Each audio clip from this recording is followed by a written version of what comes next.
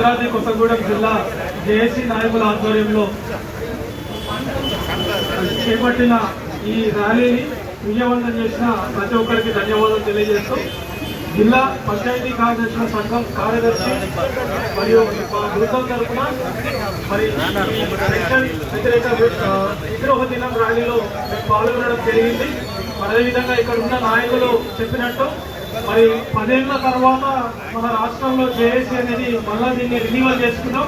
ఖచ్చితంగా తెలంగాణ ఉద్యమం కోసం ఏ రకంగా ఈ జేఏసీ పనిచేసిందో పాత పెన్షన్ విధానాన్ని తీసుకొచ్చేదానికి అంతే ఉద్యమం చేసి మనం సాధించుకోవాలని చెప్పేసి ఈ సభ సందర్భంగా నేను తెలియజేస్తా ఉన్నా. అదేవిధంగా కేంద్ర రాష్ట్ర ప్రభుత్వాలకి భద్రాద్రి కొత్తగూడెం జిల్లా తరఫున మేము విన్నవిస్తూ ఉన్నాం, డిమాండ్ చేస్తూ ఉన్నాం. తక్షణమే ఈ పాత పెన్షన్ విధానాలను పునరుద్ధరించి మమ్మల్ని ఓపీఎస్లో చేర్చాల్సిందిగా తెలియజేస్తూ మరి ఈరోజు ఈ కార్యక్రమాన్ని ఇంతటి జోరు వానలో సైతం ఉమ్మడి ఖమ్మం జిల్లాలో ఎక్కడ చూసినా వర్షమే పడుతూ ఉంది. వర్షం పడని ప్రదేశం లేదు ఈరోజు.